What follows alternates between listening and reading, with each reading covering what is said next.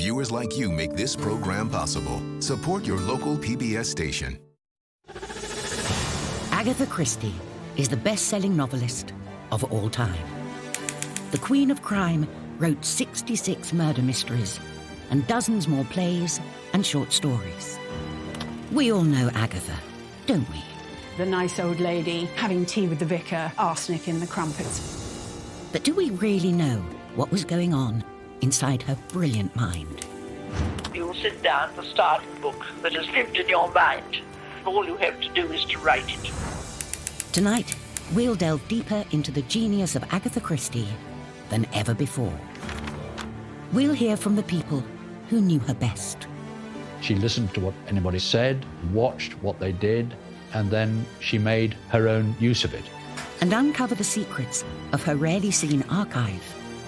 We went to a room in which the entire history of Agatha Christie's literary career was to be found. To discover the moments that changed Agatha's psyche forever. She watches the century grow up, and she doesn't watch it get any better. This is the untold story of what made Agatha Christie tick. She saw blood, she saw gore, she saw death, and she wasn't afraid to use it. I think she had the most extraordinary mind.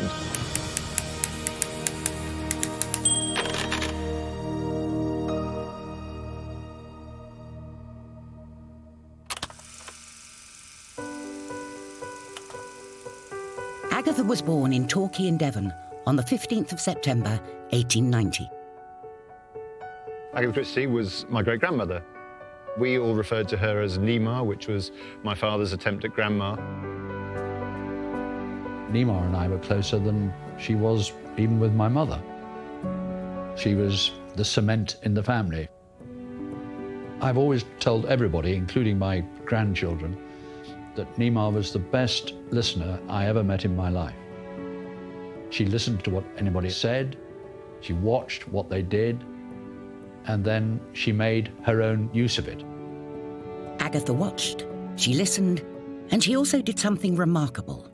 She recorded everything.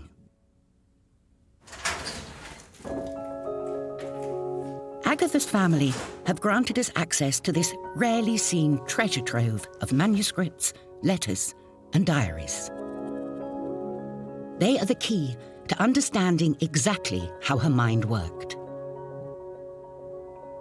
Hidden within are 73 of Agatha's rarely seen notebooks. For decades, the significance of the notebooks remained an enigma. We went to a room in which the entire history of Agatha Christie's literary career was to be found. But now, they've been decoded by Dr. John Curran. The haphazardness is the clue to Agatha Christie's phenomenal success.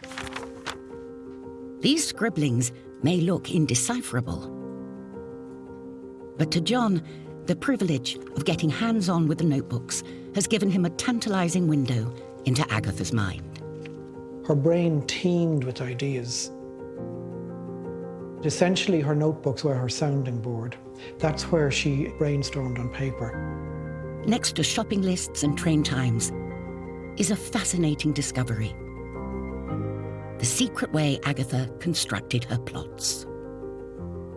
Well, one method that she did use frequently was this idea of allocating letters to short scenes and then reordering those letters.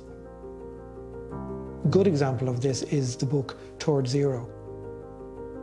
She's allocated A, B, C, D, E, F, G, up as far as H to a series of little scenes. Then she goes back and does A, D, C, B.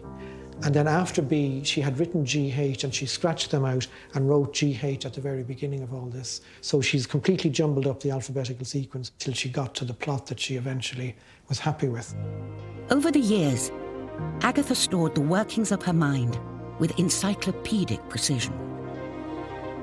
But to truly understand how this inspired her writing, we need to return to her early years.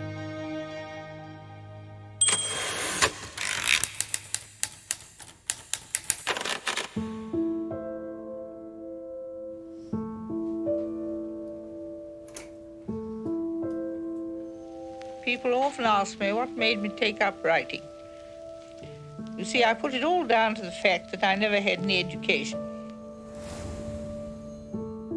She could only educate herself, and that left far more room for the imagination. She had a lot of time on her own, inventing stories, inventing games.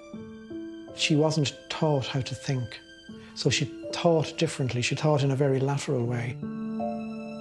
I found myself making up stories and acting the different parts. And there's nothing like boredom to make you write.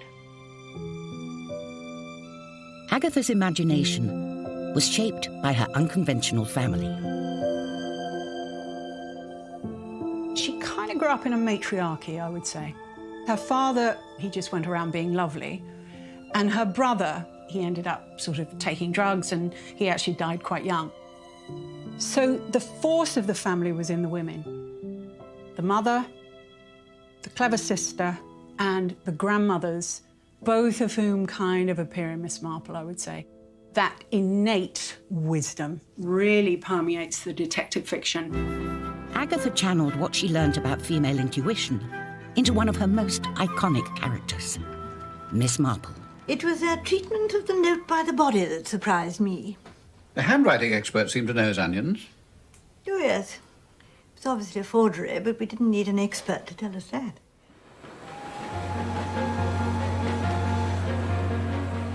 Agatha's childhood may have been lonely, but she grew up in a chocolate box world that would later become the backdrop to many of her novels. This setting may explain why people sometimes dismiss Agatha's writing as so-called cozy crime. The truth is, they have misunderstood what really made her tick. I think that there's a huge amount of intellectual snobbery about populist literature. The kind of belief that there is absolutely no way on God's green earth that there could be anything contained within it other than silly froth. It was the poker in the library and there's a body on the floor and somebody discovers it after they've been playing lawn tennis, but it doesn't really matter. Somebody comes in and sorts it out and everyone has a sandwich and it's endlessly, wildly popular. But there is a darker and more intricate side to Agatha's writing.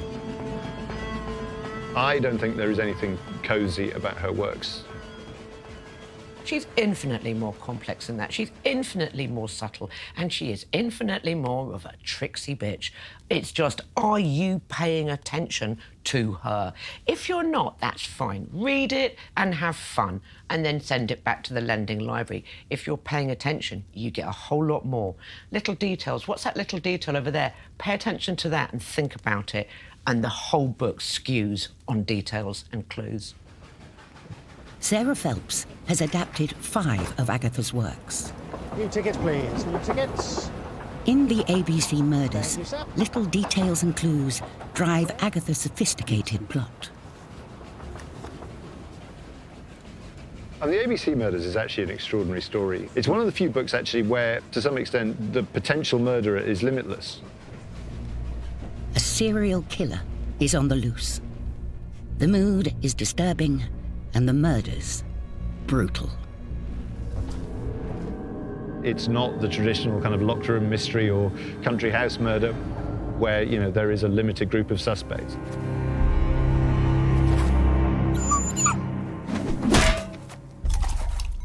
Very definitely not cosy. Next, Agatha's imagination gets darker. She saw blood, she saw gore, she saw death, and she wasn't afraid to use it. And her life has its own plot twist. Without the disappearance, would she have become the Agatha Christie that we now have?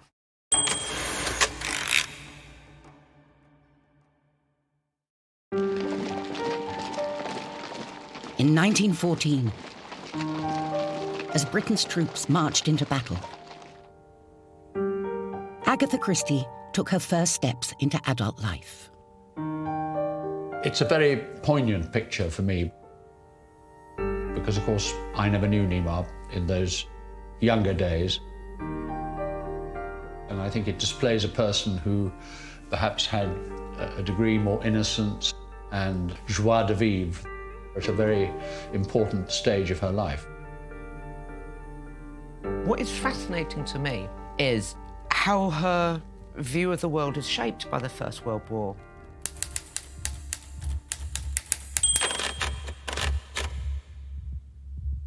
The First World War was an opportunity for Agatha to explore the power of medicine. In October 1914, she volunteered to be a nurse at her local hospital in Torquay. She is watching medicine change so radically and so fast. We start the First World War with having no real idea at all about what heavy artillery is going to do to the human body and also to the human mind. By exposing herself to the dark reality of warfare, Agatha built a mind bank of chilling experiences. In 1917, she qualified as a dispenser, and her mind turned to the possibilities of poison. I always imagine that everything for her is a grain of morphine, which is the difference between pain relief and death, and balancing everything on those tiny, tiny scales. One grain this way is pain relief and possible life. One grain too far is death. Carla Valentine is investigating how Agatha concocted her dark methods of murder. She saw blood, she saw gore, she saw death, and she wasn't afraid to use it. She is very accurate in her forensic descriptions. She talks about guns and silencers. She knows about blood spatter analysis. She knew about trajectories. She knew about entry wounds and exit wounds. And so she uses that in a lot of her books. Agatha's forensic attention to detail plays out most clearly in Death on the Nile. Poirot is cruising through Egypt and gets embroiled in a murderous love triangle. Entrez. Ah, my dear Colonel, what a beautiful morning, n'est-ce pas? I'm afraid someone's been shot. Who? Lynette Doyle. Last night. Shot through the head. In Death on the Nile, for example, the victim has a specific gunshot wound. The pistol was held close against her head. See, where the skin is scorched? Where? There was no struggle. She was shot in her sleep.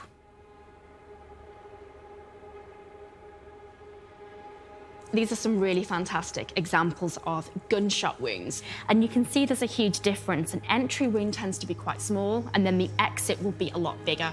There's also a difference between the gun being away from the skin and the gun being placed on the skin. But the bullet wound showed signs of scorching, and that is to say, the revolver had been placed against her head. And Agatha's knowledge of this is the thing that really pushes the plot forward. Agatha found inspiration for her murders in the work of a Home Office pathologist, known as the father of forensics. In the early 20th century, Sir Bernard Spilsbury was a media celebrity whose discoveries were splashed across the newspapers. This is a really fantastic forensic specimen. What we've got here is a stomach, and the lining here you can see hemorrhages, and that's because this person has been poisoned.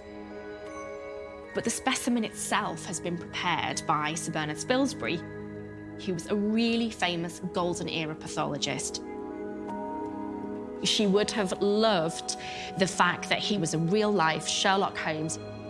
He was involved in all the famous cases of the time. The Brides in the Bath, Dr. Crippen, the Brighton trunk murders. So it's a nice marriage of fact and fiction. Agatha started writing in 1916. After the mysterious affair at Styles, an Agatha Christie murder mystery was published every year. Our access to Agatha's archive is a rare opportunity to hear her insights in her words. How awful the first day is always, when you really sit down and start writing the book that has lived in your mind It had notes made for it, and a skeleton. The whole thing is there, laid out, ready. But on December the 4th, 1926, Agatha's life took an unexpected twist. Her car was abandoned in the Surrey countryside. The best-selling novelist of all time had disappeared. It started quite small in the papers, and then it suddenly went mammoth. The papers were just covered in it. Is she disguised as a man? Is she this? Is she dead? It was a massive, massive sensation.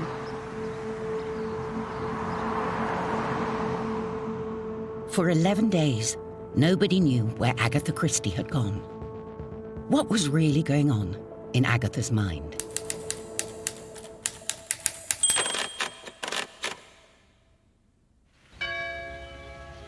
On Christmas Eve, 1914, Agatha Miller became Agatha Christie. She met Archie right at the beginning of the First World War. She decided she loved Archie, so despite the fact that a war was starting, they got married and he went away and did his bit in the war. Then he returned and they hadn't got a lot of money, but they did the best they could. Until that stage, I think they were quite happy. I don't think that I really considered myself a bona fide author. Married woman was a profession in itself, and it was my profession. That was my status, that was my occupation. As a sideline, I wrote books.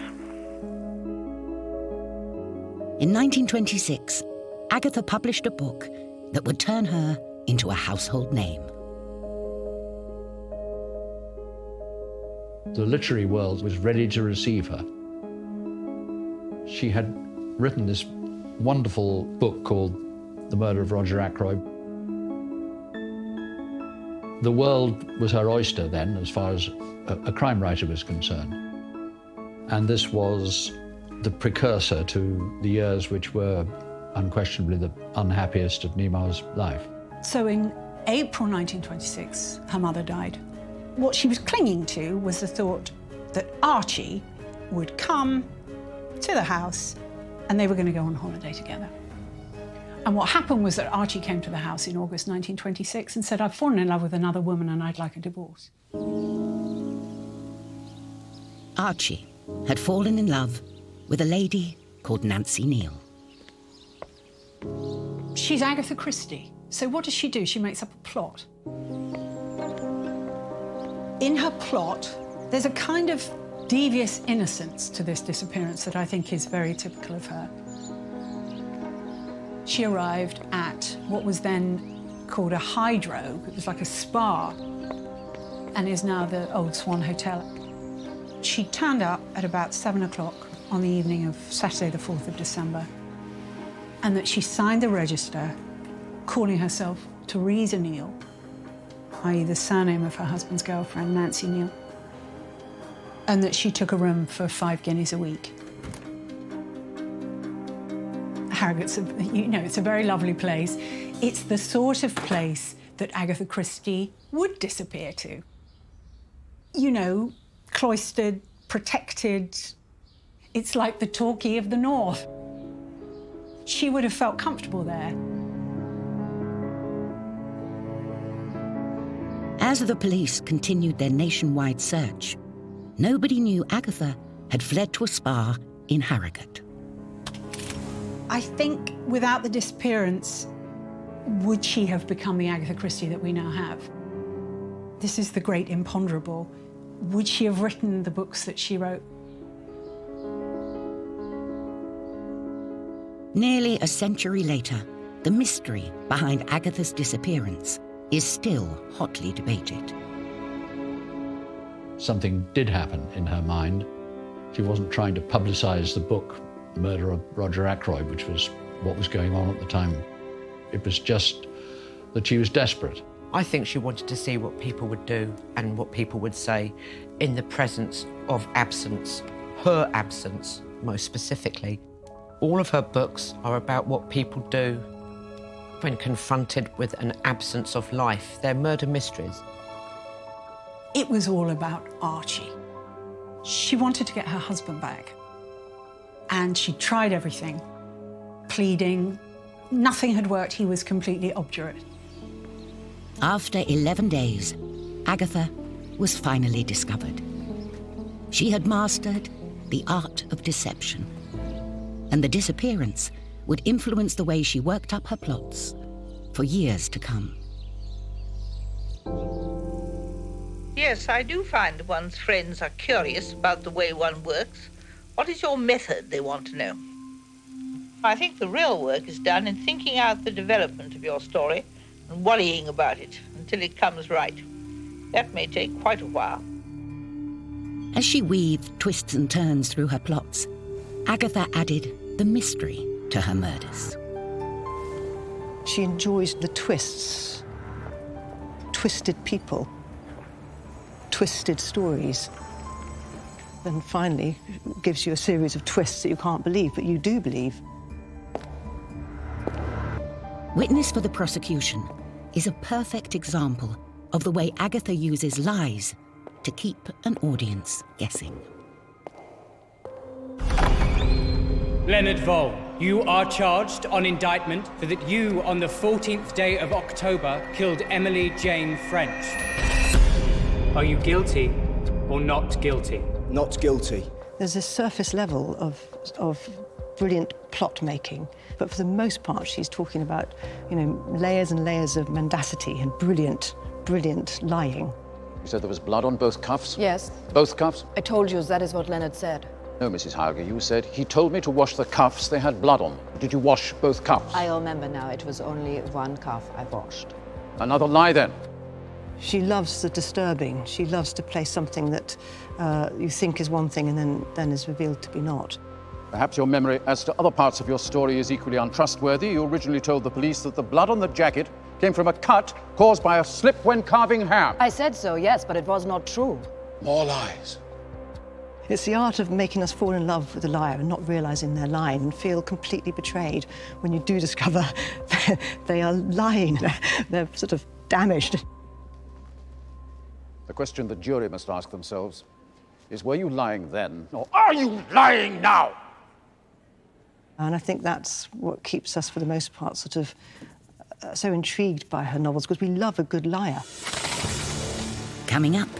I think her mind shifted fundamentally into that of, if you like, the onlooker. Agatha's curiosity takes her to the Middle East. She said, that's when I became a writer. And she discovers the darkest corners of the human psyche. You're going to twist on the pin that you're impaled upon, but there's nothing you can do, because here it comes.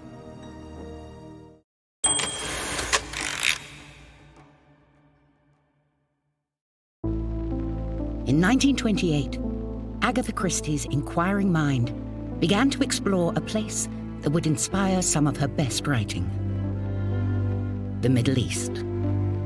What lit the blue touch paper, so to speak, was her ability to find a new life, which started with a trip to Iraq. I felt, well, it is my risk. But I believe it is worth taking a risk. I had had so much publicity and had been caused so much misery by it that I wanted things kept as quietly as possible.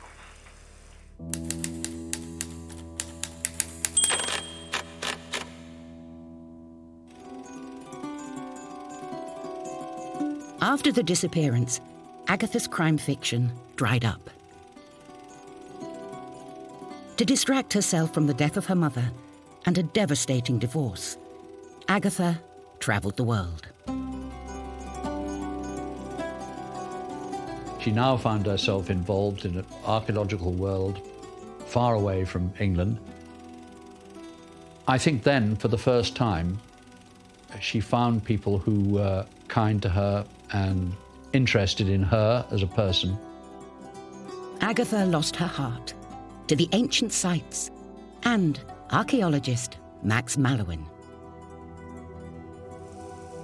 I was very happy.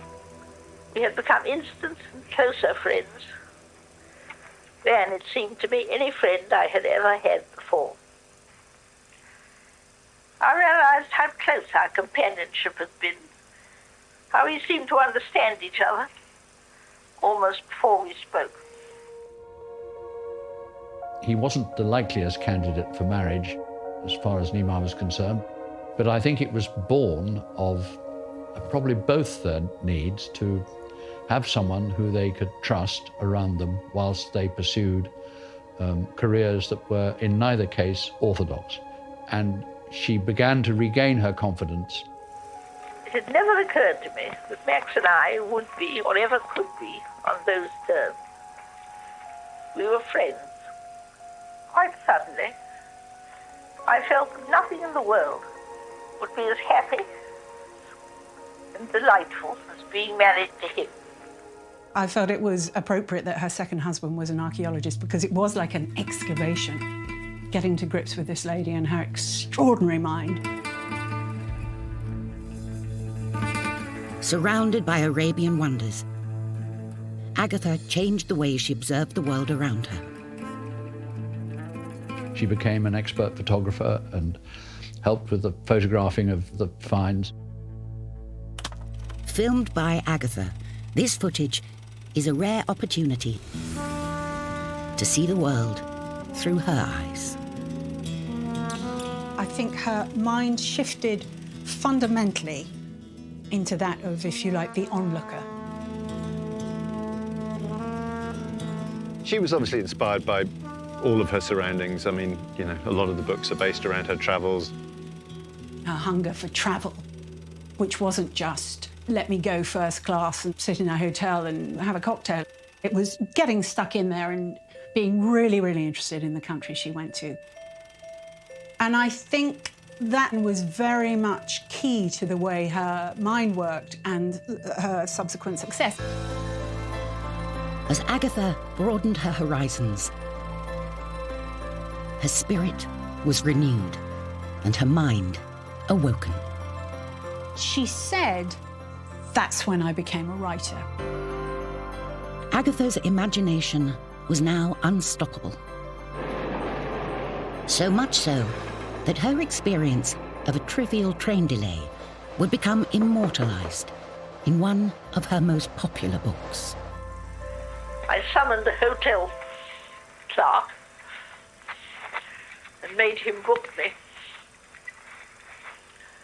a seat in the Orient Express for 3 days' time. In 1931, Agatha travelled from Istanbul on what she described as the train of my dreams, the Orient Express. Agatha recalled the journey in a letter she sent to Max.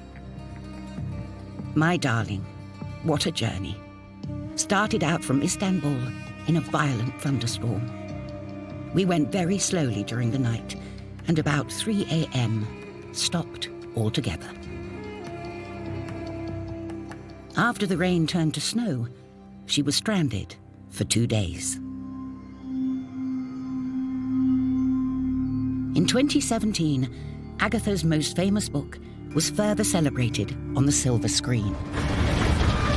Murder on the Orient Express is remarkably similar to Agatha's own troubled journey. There is a train stuck in the snowdrift with these 13 characters on it. But Agatha gives the story a plot twist. One of these characters ends up dead, and Poirot is obviously on hand to detect it. As we are snowbound, I have elected to take the case and find for my friend Monsieur Bouc the criminal. And why you? My name is Hercule Poirot, and I am probably the greatest detective in the world. Agatha Christie definitely had a view of right and wrong.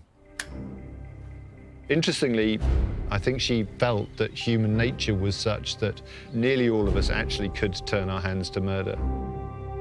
I think you see that in the books. Murder on the Orient Express, you know, is the perfect example where, to some extent, all the participants are equals.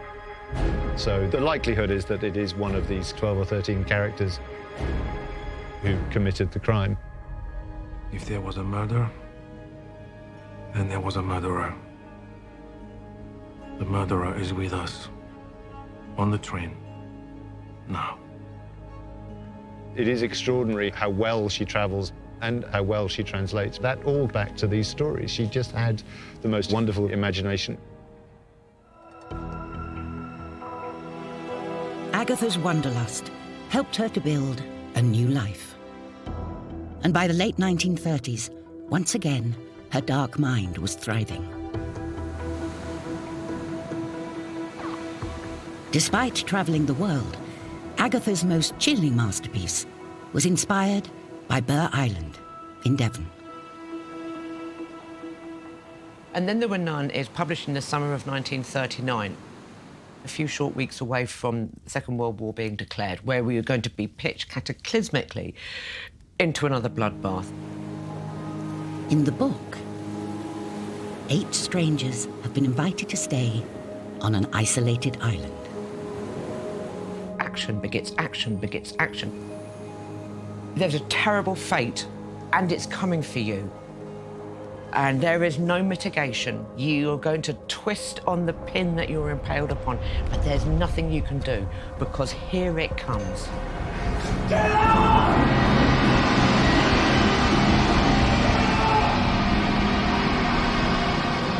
It's like being held in the white eye of God. It is cruel, it is unflinching, it is brutal, and I loved it. Let's just quickly break it down as a plot. It looks like a parlour game. The mercenary, the general, the judge, the spinster, school teacher, butler. Bit by bit, the veneers are stripped away from these people and they're confronted with the terrible thing that they've done. You are charged with the following indictments. Edward George Armstrong, that you murdered Louisa Mary. Who is this? I don't know, sir. Emily Caroline Brent, that you murdered Beatrice Taylor. Who is this? What's the meaning of this? William Henry Blore, that you did murder James Stephen Lamb. Each of the strangers have committed a murder and escaped justice. You'd think to yourself that if you killed somebody, you'd expect that you know that you're haunted by this. That you did murder 21 men. But no, all these people have carried on functioning in society. They've got on with living. They're not bothered. Agatha wrote part of the novel when she stayed on Burr Island. On a wind-scoured rock, where nobody can see them and they can't see anybody, where they are entirely isolated, and they're dying one by one, and they know that they are going to be picked off, and there is nothing they can do. And Then There Were None, in lots of ways, is the darkest of all her novels. And the more you get into it, the darker it becomes. It is a story of what lies behind guilt, what amounts to a crime, and, you know, what is justice. I think that there is justice and that there is obliteration for the sheer hell of it.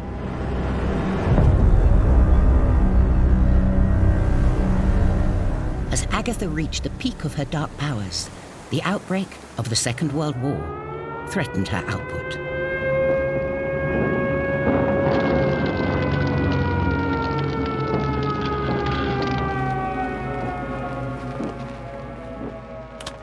The war years do not seem like years. They were a nightmare, a bad dream, in which reality stopped and the nightmare took over.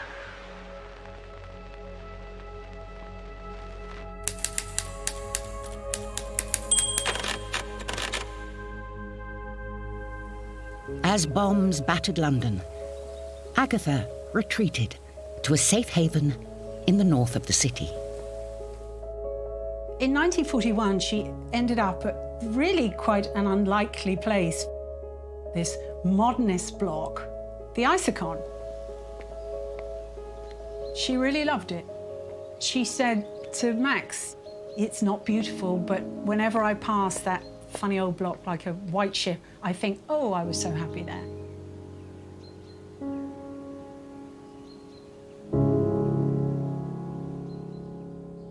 On the face of it, it's a surprising building for Agatha Christie to have lived in. You know, cosy, chintzy Agatha, you'd think, oh, she'd have a big room with big plush chairs and all that kind of thing. But of course, Agatha was much more complicated than that. Agatha's wartime letters are a unique insight into the workings of her mind. So these are a few letters from her time here. This one that is undated, when she says, I should have the greatest objection to signing the enclosed agreement as it seems to be for the rent of an unfurnished flat, therefore not applicable to me at all. So the fact that she's getting the right flat and getting it furnished the way she wants it, and there's something here about carpet cleaning and that kind of thing. She's got this ability to compartmentalise. It shows how she could divide her attention without any trouble whatsoever. She could be on top of something domestic and then write these ridiculous amount of books. You know, at times she was writing 3 or 4 books a year. I mean, that is a pretty extraordinary output. You talk to any writer about trying to come up with that much material and keep it original, keep it fresh, and, you know, they would take their hat off to her. It's almost as though the war, the pressure, the fear of death in the air, which it absolutely was, focused her. It's insane. I do realise now, looking back over my war output, that I really produced an incredible amount of stuff during those years of war. This was in anticipation of my being killed in the raids. It seemed to me in the highest degree likely. During World War II, Agatha's popularity soared. She got a larger reading public who wanted something. Something from her, wanted something from her that was going to give them a feeling of security, stability, closure.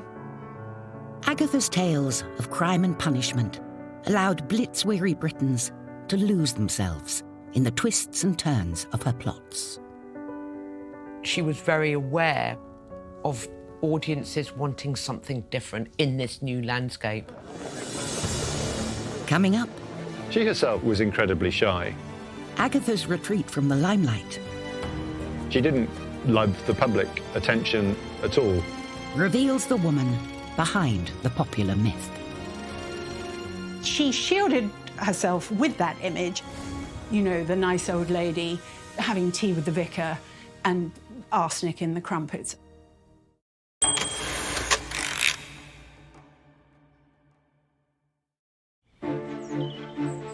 Agatha Christie is the best-selling novelist of all time.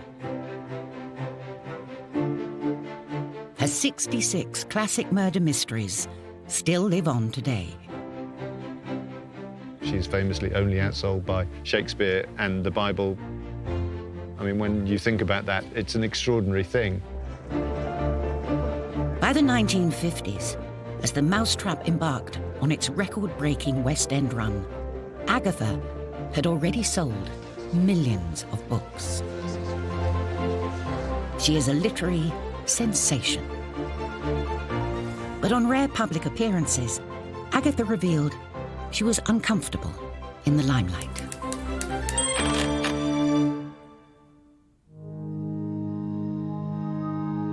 She herself was incredibly shy. She didn't love the public attention at all. Miss Christie, may I congratulate you on the record performance put up by the Mousetrap. Do you think it's the best play you've written? I don't know. Other people seem to at any rate. I was wondering why the Mousetrap rather than your other plays to have achieved this record. I don't know. I think the shyness probably emanated from the unhappy period of her life when she felt she was hounded by the media. I always think there are two Agatha Christies. There is the world-famous icon, the novelist, the playwright. And then there is Agatha Christie, the woman. She did start to become this far more guarded person in many, many ways. And she allowed the persona of Agatha Christie to sort of develop. She used it to protect her own private life, as it were, but I think she also recognised its value as a selling point.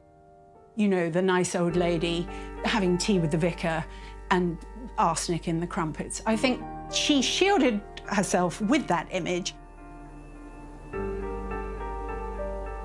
In her later years, Agatha plotted her own escape and retreated to Greenway, her private holiday home in Devon. How beautiful Greenway looked in its tangled beauty. We were thankful to be together, and as it were, gently trying out life as the start again. She was probably happiest down here at Greenway, in amongst her friends and family. She was a very private person. This was the place she came to relax. I think Greenway was so important to her because it was fun times. Time to enjoy yourself with your family and close friends at a place which she described as the most beautiful place in the world. As her pace of life slowed, Agatha's thoughts began to turn to her own mortality. Sun, or wind, or even a nice hot breakfast and the smell of coffee. You can't want to die when you feel like that. But I know, or believe, that it is a good age at which to pass from life to whatever comes next. Whilst Agatha's novels focused on the complexity of death, to her, the ending of life was simpler. People are always so very embarrassed by having to discuss anything to do with death. The question of death nowadays is very important to talk about.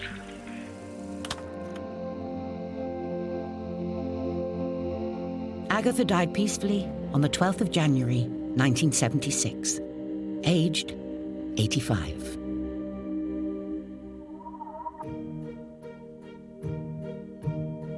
But through her novels, short stories, plays, and the extraordinary treasures of her archive, her legacy is endless. You can't imagine the world without her books. Her unorthodox childhood unleashed her imagination.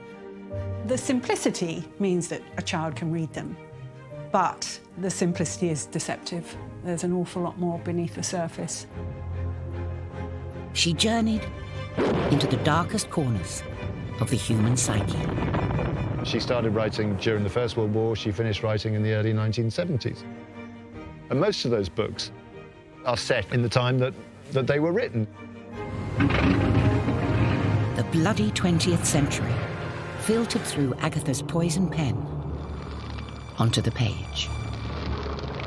She watches the century grow up and told stories about the tumultuous 20th century and about Britain and about who we were then and who we are now. Even today, Agatha's dark mind lives on. I fear it might run in the Christie blood to think about death, to think about murder. I don't know how many other people think this. Maybe it's a unique trait to my family. How would you, if you were so minded, commit the perfect murder?